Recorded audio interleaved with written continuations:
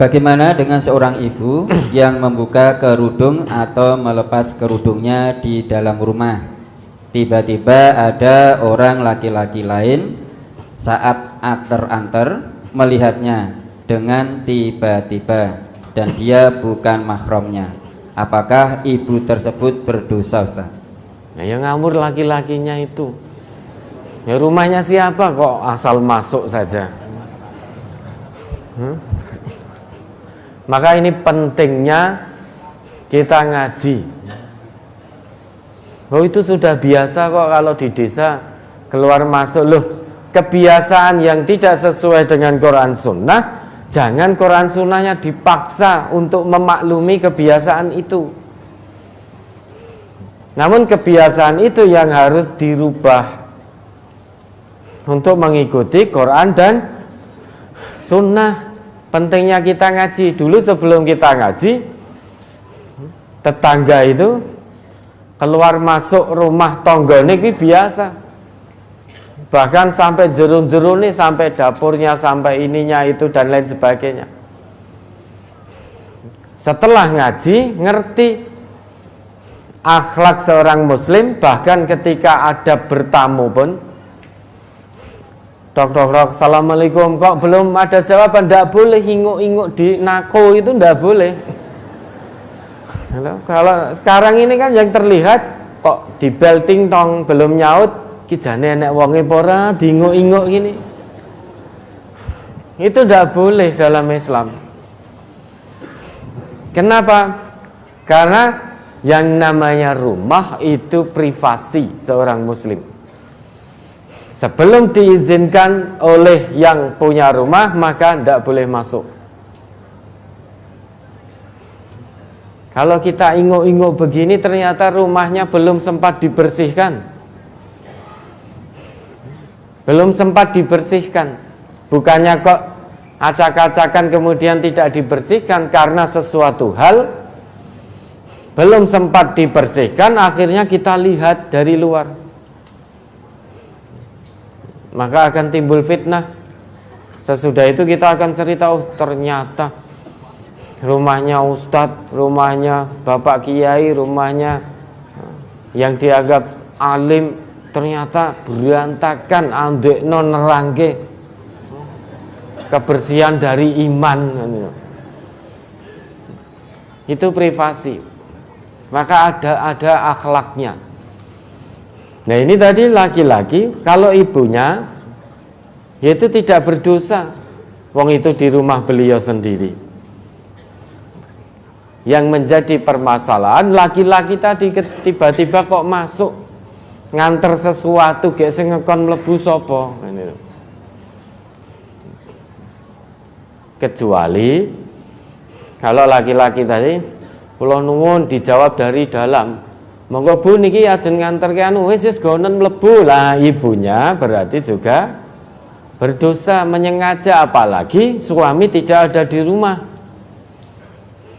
Suami tidak ada di rumah, kok istri memasukkan laki-laki yang bukan mahram ke dalam rumah tanpa izin suaminya, maka berdosa. Kalau tadi memang ngerti-ngerti laki-lakinya langsung nyelonong masuk sendiri, ibunya tidak berdosa. Bang, beliau lepas kerudung di rumahnya sendiri kok. Yang menjadi masalah laki-laki ini nggak tahu adab, nggak tahu akhlak. Itu sudah terbiasa, kebiasaan yang tidak pas dengan Quran Sunnah, tidak pas dengan ketentuan Islam. Jangan sampai ketentuan Islam, aturan Islam dipaksa untuk memaklumi kebiasaan masyarakat. Meski wis mendarah daging toh.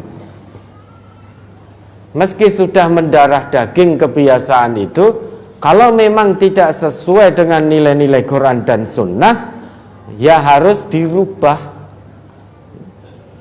Harus dirubah kebiasaan tradisi yang sudah mendarah daging. Ini bukan hanya masuk ke rumah tetangganya tanpa izin, kok asal nyelonong sampai ke dapur, buka meja makan, nenek tempe dimakan, nenek anu. Iya toh, kan biasa toh itu di masyarakat. Langsung masuk, masak apa yuk? Sampai belum dijawab wis buka-buka dhewe, jika sego dhewe, jika tempe, jika tahu makan. Ini kebiasaan yang tidak pas, tidak baik. Maka harus dirubah kebiasaan itu. Tidak bisa berubah tanpa ngaji.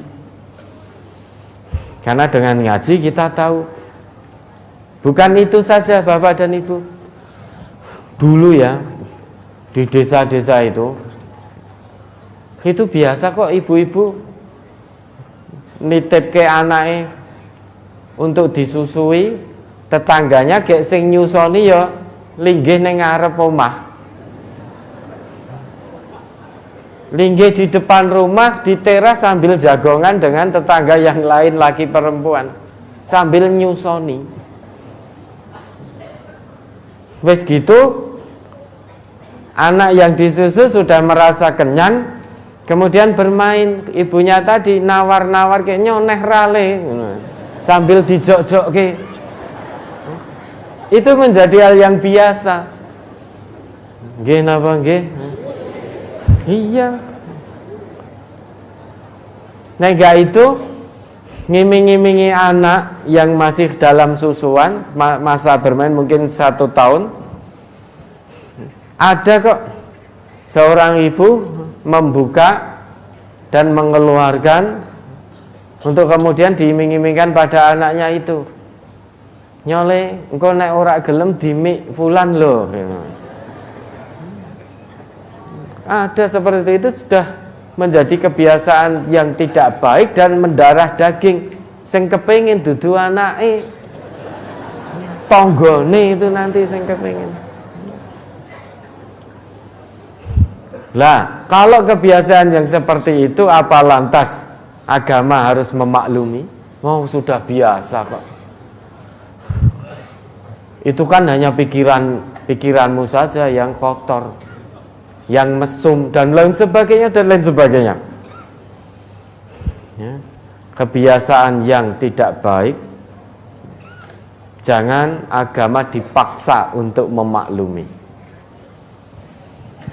Kalau kebiasaan yang sudah mendarah daging kemudian agama dipaksa untuk memaklumi, niscaya Nabi dulu menerima kebiasaan-kebiasaan, tradisi-tradisi jahiliyah. Tapi apapun resiko, beliau hadapi demi tegaknya kebenaran, merubah kebiasaan yang tidak baik yang sudah mendarah daging dalam masyarakat jahiliyah. Itu dirubah. Perbudakan itu kebiasaan yang sudah mendarah daging dulu, sebelum Nabi diutus. Apakah Nabi lantas menerima perbudakan gara-gara itu sudah menjadi hal biasa dalam masyarakat jahiliyah? Oh tidak, perbudakan dihapuskan oleh Islam. Maka tradisi masyarakat apapun bentuknya, meski sudah mendarah daging dalam masyarakat itu, tidak hanya 7 turunan, mungkin 70 turunan, 700 turunan, sudah mendarah daging, jangan paksa agama, yaitu Quran Sunnah, untuk memaklumi kebiasaan itu. Tetapi kebiasaan itulah yang harus dipaksa untuk berubah sehingga sesuai dengan nilai-nilai Al-Quran, sesuai dengan nilai-nilai As-Sunnah.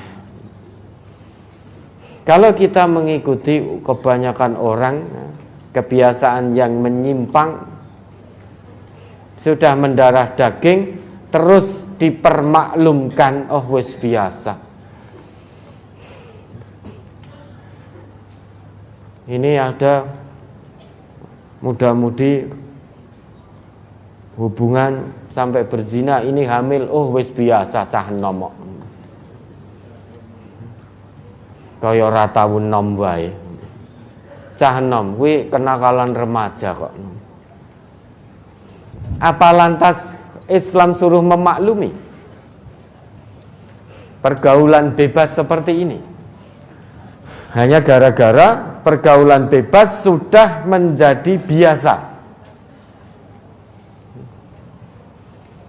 Apakah lantas Quran Sunnah harus memaklumi? Ya tentu tidak. Oh pacaran, oh biasa cah enom, zaman saiki ora pacaran nih berarti rapayu. Padahal yang tidak pacaran itu yang selamat dunia, selamat akhirat. Bahkan menyentuh saja,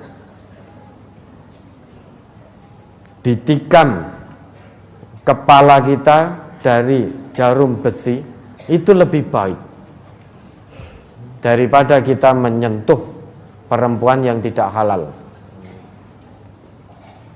Sekarang kan muda-mudi, ubyang-ubyung, tidak muda-mudi lagi, perselingkuhan di mana-mana.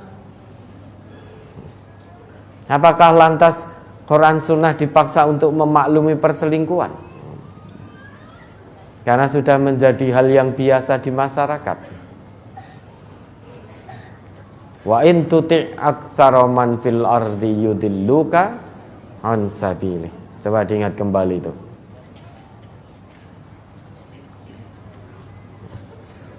Surat Al-An'am surat ke-6 ayat 116. Wa in tuti' aktsara man fil ardi yudilluka an sabilillah iyattabi'una illa dhanna wa inhum illa yakhrusun. Dan jika kamu menuruti kebanyakan orang-orang yang di muka bumi ini, niscaya mereka akan menyesatkanmu dari jalan Allah. Mereka tidak lain hanyalah mengikuti persangkaan belaka, dan mereka tidak lain hanyalah berdusta kepada Allah. Ya kan? Itu hanya dzon, persangkaan. Oh ini baik, wong sudah biasa di masyarakat kok. Satu perbuatan baik atau tidaknya itu bukan dilihat dari kebiasaan masyarakatnya, tetapi dilihat menurut Allah, menurut Rasul, baik atau tidak. Kalau itu menurut Allah, menurut Rasul baik, maka kerjakan. Kalau itu menurut Allah dan Rasul tidak baik, meski menurut mayoritas masyarakat itu baik, ya jangan kerjakan. Karena baik buruk perbuatan itu menurut Allah, bukan menurut manusianya. Kebaikan itu menurut Allah, menurut Rasulullah, bukan menurut manusia. Kalau menurut manusia, menurut A baik belum tentu menurut B. Menurut A dan B baik belum tentu baik menurut C. Maka kebaikan, keburukan itu tolak ukurnya Allah dan Rasulnya. Tolak ukurnya Quran dan Sunnah. Sekalipun semua masyarakat mengamalkannya, ada satu orang tidak mau mengamalkan karena setelah ngaji jadi paham itu tidak sesuai dengan nilai-nilai Quran dan Sunnah, dia tetap tidak mengamalkan apapun resiko dan konsekuensinya. Meski semua masyarakatnya keluar masuk rumah tonggone biasa, ada satu orang yang tidak mau mengikuti umumnya masyarakat, itu tampak aneh, asing lah. Tapi orang asing inilah yang beruntung, karena kebaikan itu nilainya dilihat dari Quran, dari Sunnah. laisa bi amaniyikum wala amaniyi ahlil kitab. Pahala itu bukan menurut angan-anganmu, kebaikan itu bukan menurut angan-anganmu, dan juga bukan menurut angan-angan ahli kitab, tetapi menurut Allah, menurut Rasulullah. Beragama ini sebetulnya mudah, Bapak Ibu. Berkali-kali kita jelaskan, dalam agama ini hanya ada dua, if'al atau la taf'al, kerjakan atau jangan kerjakan. Kalau sesuai Quran Sunnah, kerjakan. Kalau tidak sesuai dengan Quran dan Sunnah, jangan kerjakan. Sudah selesai. Agama ini mudah. Yang mempersulit itu manusianya sendiri. Oh ngene ketoke apik kok, ngene ketoke apik. Lah eleke ning ngendi? Eleke ora manut tuntunan. Contoh, sekarang hampir semua umat Islam melaksanakan, karena sudah mendarah daging dalam masyarakat kita. Apa itu? Ulang tahun. Ulang tahun. Kayane rapopo. Padahal yang namanya ulang tahun ini tidak sesuai Quran, tidak sesuai sunnah. Tetapi banyak orang yang ngaku Islam ikut-ikutan merayakan ulang tahun kelahirannya, ikut tiup lilin, ikut nyanyi-nyanyi, dan lain sebagainya. Bahkan kita pun tidak jarang kok kirim pesan. Oh, saya tidak kirim pesan selamat ulang tahun. Iya, milad Said, di bahasa Arabkan, milad Said, dan lain sebagainya. Wong tambah umur kok malah di keplok-keploki, malah dinyanyi-nyanyi gitu. Tambah umur itu berarti lebih cedak, lebih dekat lagi dengan hari kematiannya. Harusnya merenung, muhasabah, apa yang akan dibawa nanti sebagai bekal menghadap Allah. Lawang arep mati malah dikeploki. Mau ulang tahun loh, tambah umur berarti semakin dekat dengan hari kematian. Malah seneng-seneng nyanyi-nyanyi, keplok-keplok. Harusnya muhasabah. 1 tahun umurku berkurang, hari kematianku semakin dekat, karena umurku sudah berkurang 1 tahun lagi. Kalau Allah berikan waktu kita di dunia 50 tahun, umur saya sekarang 48 tahun, andai kata kita tahu loh ya, Allah beri saya 50 tahun, umurku wis 48, wis kurang setahun meneh dadi 49, karek setahun.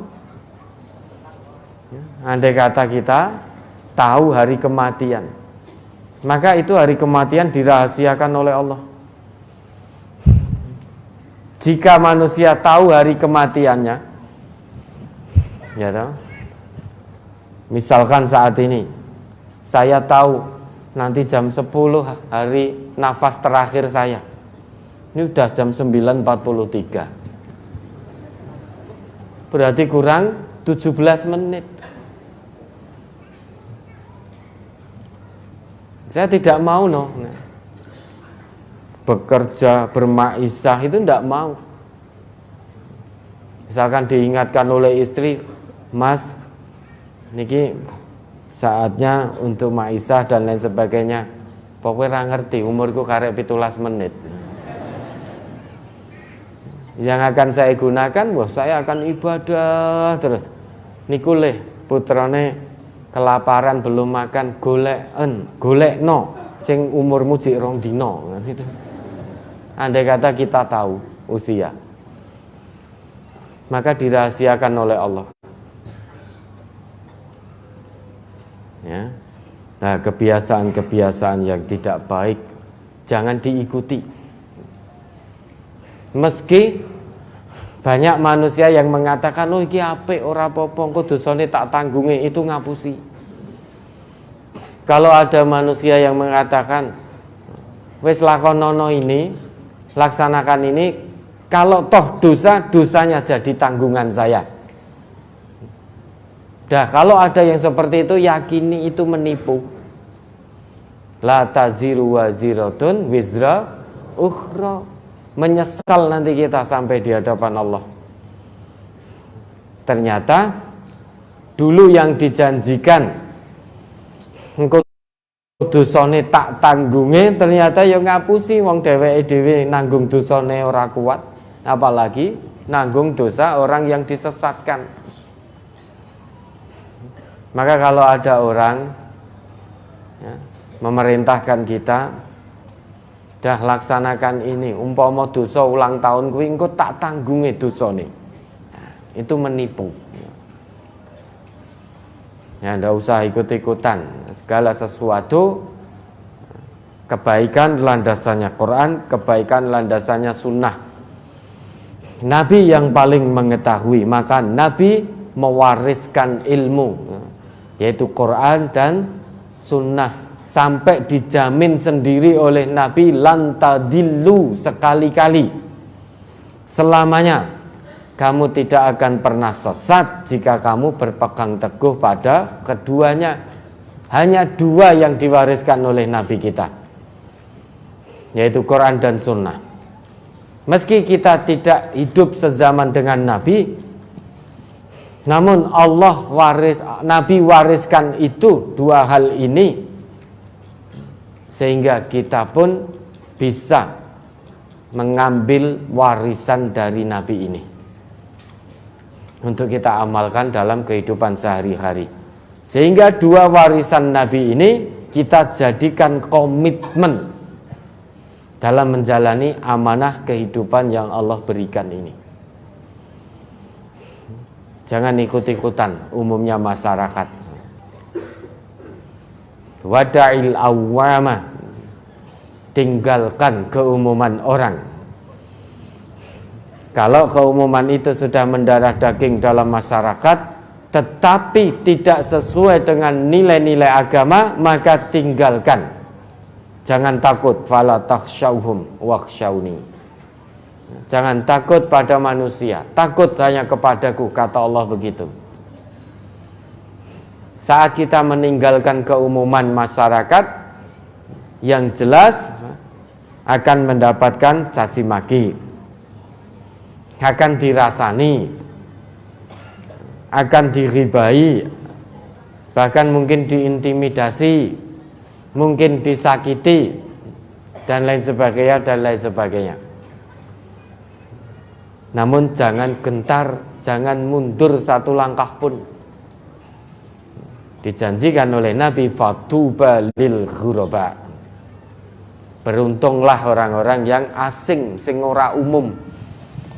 Umumnya pacaran, ini ada pemuda-pemudi yang tidak pacaran, dipoyoi, tidak masalah, dihina-hina, tidak masalah. Karena kebahagiaan itu nanti di akhirat. Kebahagiaan dunia itu hanya semu, menipu, sudah semu. Maka jangan tertipu dengan kebahagiaan dunia. Hari ini bahagia, nanti 5 menit lagi bisa kita bersedih. Maka kebahagiaan dunia ini semu dan menipu.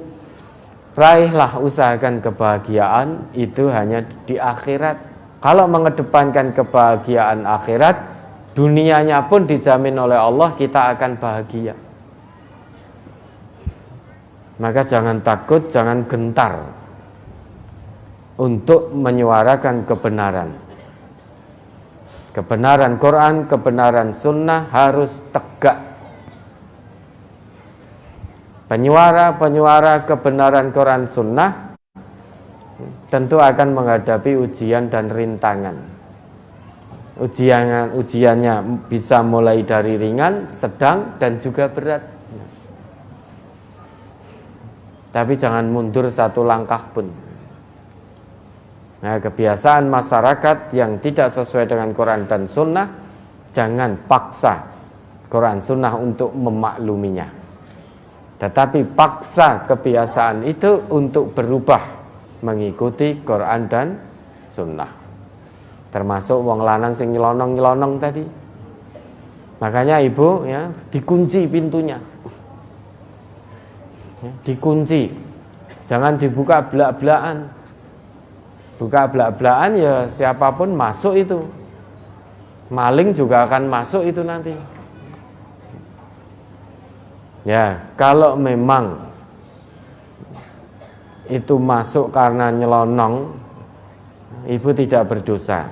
Tetapi kemudian kedepannya lebih hati-hati, dikunci rumahnya. Ya, karena laki-laki tadi belum mengetahui bahwa seperti itu ternyata tidak dibenarkan dalam agama. Ya, itulah pentingnya ngaji. Ngaji Quran, ngaji Sunnah. Karena dengan ngaji Quran dan Sunnah kita akan paham bagaimana Islam mengatur kehidupan ini. Dari hal yang kecil sampai hal yang besar. Sampai masuk toilet pun itu diatur oleh Islam. Sehingga kehidupan seorang muslim itu dari bangun tidur sampai tidur lagi itu diatur dalam Quran, diatur dalam Sunnah. Maka bersyukurlah orang yang hatinya dilunakkan oleh Allah untuk menerima Islam. Ini petanda bahwa hidupnya akan teratur dari bangun tidur sampai tidur lagi. Bahkan ngilu saja bercermin juga ada aturannya. Mau makan, mau minum ada aturannya. Dan aturan ini semuanya untuk kebaikan dunia akhirat kita. Maka kebaikan itu tolak ukurnya Quran dan Sunnah, bukan manusia. Ya, ada lagi.